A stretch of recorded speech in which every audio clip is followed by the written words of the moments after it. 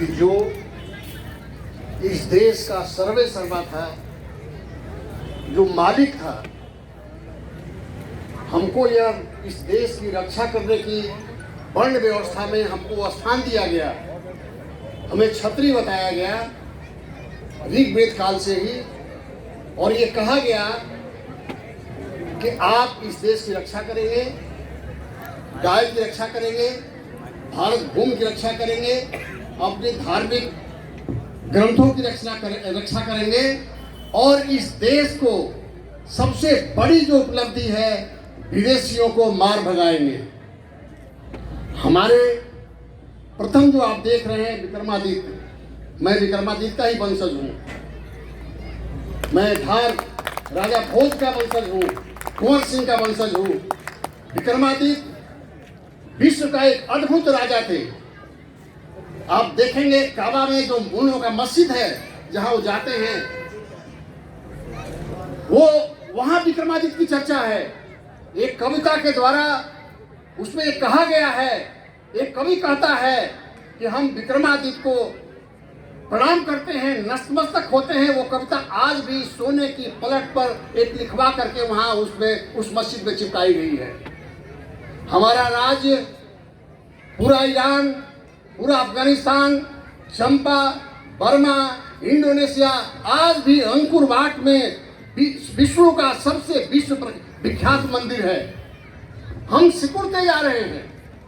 हमारा राज बहुत विशाल राज्य था। उस राज्य को बचाने के लिए जो हमारे पूर्वजों ने, आप जितना यहाँ फोटो देख रहे हैं, ये सब लड़ते लड़ते अपने खून के आखिरी कतरे तक लड़ करके इस देश को बचाया। मिस्र, बेबीलोनिया, सीरिया, सारी सभ्यताएं समाप्त हो गई। विश्व में केवल एक सभ्यता प्राचीन बची हुई है, वह भारत की सभ्यता है। क्यों बची हुई है? हमारे पूर्वजों ने कुर्बानी दी है। हमारे पूर्वजों ने, हमारे बहू बेटी, हमारी माताओं ने, बहनों ने साका और जौहर की व्यवस्था की है। साका आप जानते हैं क्या होता है? जबकि जाते हमारे जो लड़ाई के मैदान में जब जाते थे राजा, और सोचते थे कि शायद हम लौट के ना आ सके, हमारी शायद विजय न हो, तो अपने छोटे से बच्चों को, औरतों को, बहुओं को अग्नि को समर्पित करके सभा बांध करके तब जाते थे युद्ध के मैदान में। इतना कोई कुर्बानी करने वाली विश्व में कोई ऐसी सभ्यता के लोग हैं, वो केवल भारत में हैं, और केवल क्षत्रिय हैं। वो क्षत्रिय आज राजपूत हैं। आज कुछ विदेशी भाई लोग जो ये राजपूत शब्द की जो निर्माण की बात करते हैं, जो आबू पर्वत पर हमारे ऋषियों ने जो यज्ञ किया था, याद रखिए भारत में यज्ञ करने की परंपरा बहुत प्राचीन है। जब भी कोई देश संकट में पड़ जाता था, हमारे ऋषि मुनि, हमारे पुरोहित यज्ञ करा करके पुनः उसमें शक्ति पैदा करने के लिए, जोश पैदा करने के लिए हमको शपथ दिलाते थे। ये लोग कहते हैं अग्नि से उत्पत्ति हुए कौन? ईचार, पवार, परिहार, चौहान और सोलंकी। अग्नि से कोई उत्पत्ति नहीं होता, अग्नि के साथ शपथ लिया जाता है। हमारे पूर्वजों ने शपथ लिया था कि हम इस देश की रक्षा करेंगे, भारत की रक्षा करेंगे, गाय की रक्षा करेंगे, अपने धार्मिक स्थानों की रक्षा करेंगे, अपने जन की रक्षा करेंगे, और इसी के लिए हम कुर्बान हो जाएंगे। इसीलिए 8वीं शताब्दी से लेकर के 1192 तक परमार उज्जैन के आसपास, चौहान अजमेर राजस्थान में, सोलंकी गुजरात में, और प्रतिहार कन्नौज से लेकर सिंध तक। प्रतिहार किसे कहते हैं? द्वारपाल को कहते हैं। ये मीर भोज एक ऐसा विश्व का प्रतापी राजा है जो इस देश में सबसे बड़ा मुसलमानों का घोर विरोधी था। स्वयं मुसलमान इतिहासकार लिखते हैं कि अरबों का सबसे बड़ा दुश्मन, मुसलमानों का सबसे बड़ा दुश्मन अगर कोई राजा भारत में है तो वो मिहिर भोज है। मिहिर भोज कन्नौज से शासन करता था। कन्नौज में बैठ करके पूरा सिंध तक, अफगानिस्तान, उत्तराखंड, ये जम्मू कश्मीर, पूरा गुजरात नाम नहीं था उसमें, गुजरात, राजस्थान, ये पूरा भारत का विशाल साम्राज्य का राजा था मिहिर भोज, और चट्टान की तरह खड़ा रहता था। एक सुलेमान आता है अरब से इतिहासकार, वो लिखता है कि इसकी बहुत विशाल सेना है, ये अपने देश के लिए सब कुछ कुर्बान करने के लिए तैयार बैठा रहता है। ये मुसलमानों का घोर शत्रु है, और प्रतिहार ये चट्टान की तरह भारत का प्रतिहार है, इस देश का प्रतिहार है, भारत भूमि का प्रतिहार है, इस देश के जल का प्रतिहार है, इस देश की धार्मिक मंदिरों और मंदिरों का ये जो है प्रतिहार है, ये स्वयं सच्चा प्रतिहार है। और मुसलमान इतने डर गए थे मीर भोज से कि केवल वो सिंध के कुछ इलाके तक, समरहिंद तक वो सिमट गए और उन्होंने एक ऐसा घेरा बना करके घेर के रखा, भाई मुसलमानों भाई इसी के अंदर रहो, नहीं तो ये मिहिर भोज वो हमको काट देगा, समाप्त कर देगा। और उसका नाम रखा अल महफूज। हमारी अभी करीब 15-20 दिन, 1 महीना के अंदर 5-7 वीडियो बना हुआ है, आप देखिए यूट्यूब में। हमने सब खुलासा किया है और हमने चुनौती दिया है कि हमारी बात को कोई काट दे। कोई भी इतिहासकार, कोई माई का लाल हमारे इतिहास को छीन नहीं सकता। मैं 2 प्रमाण देता हूं, अकाट्य प्रमाण है मिहिर भोज का।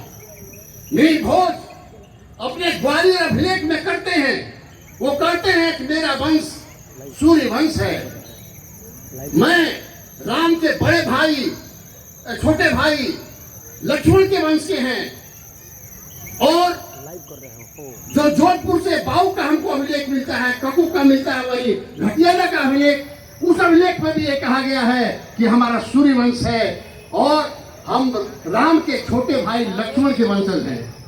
राजा ही का खुदवाया हुआ अभिलेख, मिहिर भोज की भी कही हुई बातें कौन काट सकता है? मैं कह सकता हूँ कि मेरा नाम श्री भगवान सिंह है, मैं मूल बलिया का रहने वाला हूँ, आज यहाँ आया हूँ और हमारे मर जाने के बाद हमारा नाम बदल जाएगा।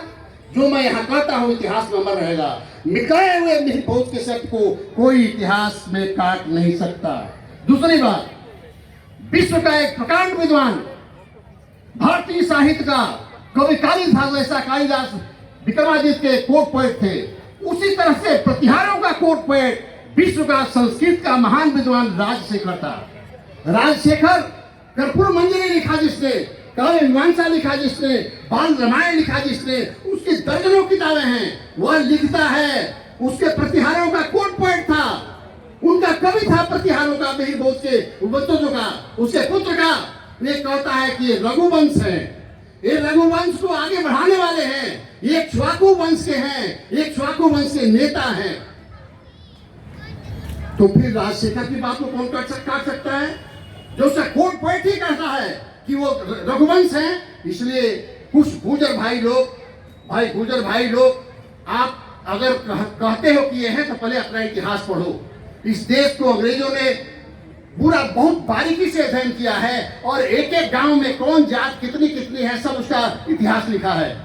उत्तर भारत का इतिहास, tribes and caste of north western provinces और ये विलियम क्रूक ने लिखा है। उसमें आप पढ़िए गुजरों के बारे में क्या लिखा हुआ है। आप कुछ मिहिर भोज को कुछ कहने के पहले अपना इतिहास तो जानो। उसमें ये लिखा हुआ है कि गोचर है, गाय चराने वाले लोग हैं, पशुओं के ऊपर जीवनाधार करने वाले लोग हैं।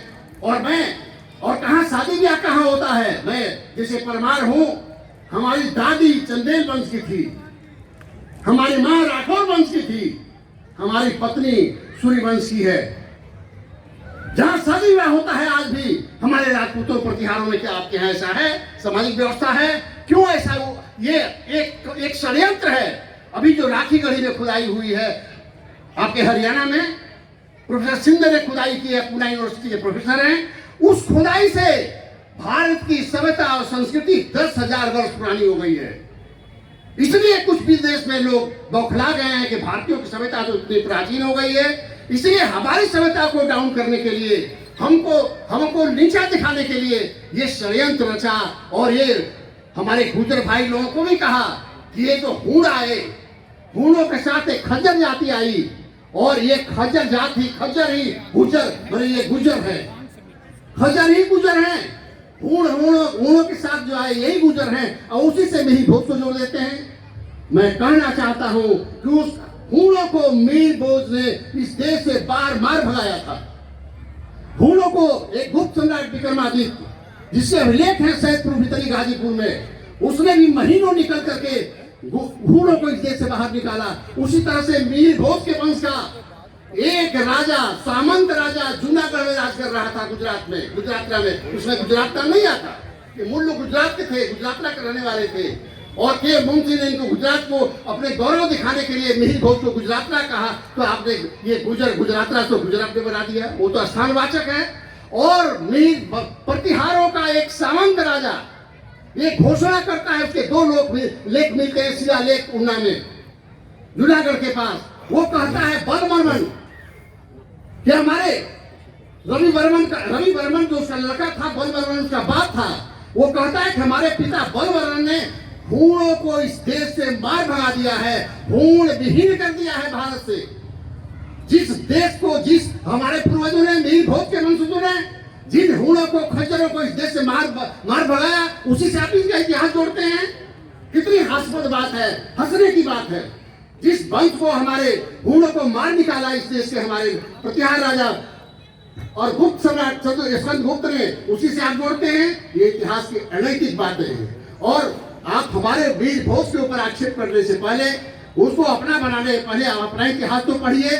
जो टाइम्स कास्ट की किताबें हैं उसको पढ़िए, उसमें क्या लिखा हुआ है।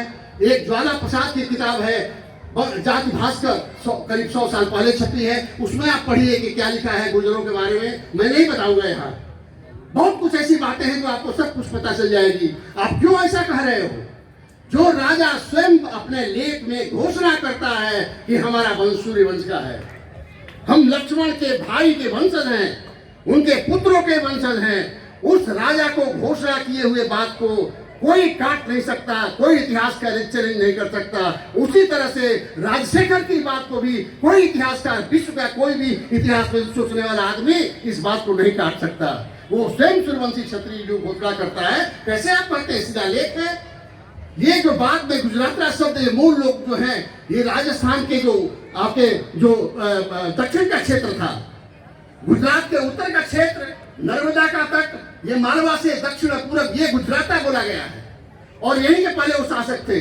804 के आसपास इन्होंने अपना उज्जैन से राज छोड़ करके उनको कनौज आ गए।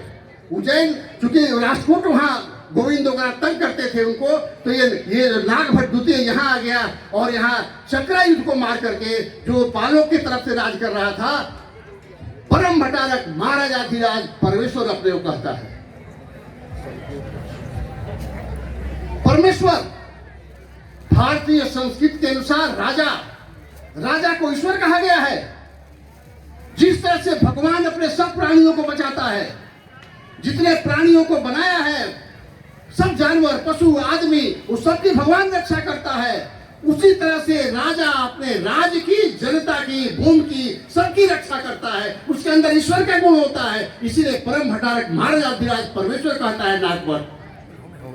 ईश्वरीय गुण उसके अंदर आ जाता है और ईश्वरीय गुण आने के कारण वो अपना जान दे देता है युद्ध में, अपना बलिदान कर देता है, अपने परिवार को बलिदान कर देता है, लेकिन जन की रक्षा करता है, भारत भूमि की रक्षा करता है, इस देश के धर्म की रक्षा करता है, हमारे धार्मिक ग्रंथों की रक्षा करता है। और एक बात और मैं कह देना चाहता हूं, ये जो 4 वंश है, पवार, प्रहार, सतिहार, इसी के पीछे पड़े हुए हैं लोग। ये चारों वंश 8वीं शताब्दी से लेकर 1192 तक राज करते हैं और 500 साल के अंदर कोई माई के लाल मुसलमान इस देश की तरफ आंख नहीं उठाया। चौहान अजमेर में जमे हुए थे, प्रतिहार कनौज में जमे हुए थे, सिंध तक इनका राज था, परमार आपके उज्जैन में जमे हुए थे, और सोलंकी आपके पानी के किनारे, सोलंकी चालुक्य कहा गया है उनको। चालुक्य जो पानी के रास्ते से आते थे, चुलू पानी आप कहते हैं, तो जो पानी के रास्ते से हमारे विदेशी आते थे उनको मार लगाते थे चालुक्य, सोलंकी। और ये चारों शिव के भक्त थे और चारों ने शिव का विशाल मंदिर बनाया। चौहानों ने अजमेर में बनाया, पवारों ने रेला भोज में महाकाल का मंदिर उज्जैन में बनाया, सोलंकियों ने आपके सोमनाथ में बनाया। हाँ, ये मिहिर भोज सबसे प्रतापी राजा, और भारत में सबसे ज्यादा जो कहीं अगर मंदिर था तो कनौज में था, मथुरा वृंदावन में इसके मिहिर भोज के राज में था। 10,000 मंदिर थे, मंदिरों का शहर कहा गया है कनौज, जहां का मिहिर भोज राजा था। वो एक सुल्तान आता है, ये गोरी भी जब देखता है उसको, मंदिरों को, तो कहता है ऐसे मंदिर बनाने में तो सैकड़ों दिनार लगेगा और 200 साल लगेगा तब ऐसा मंदिर बनता है, लेकिन फिर भी उस मंदिर को गिरा देता है।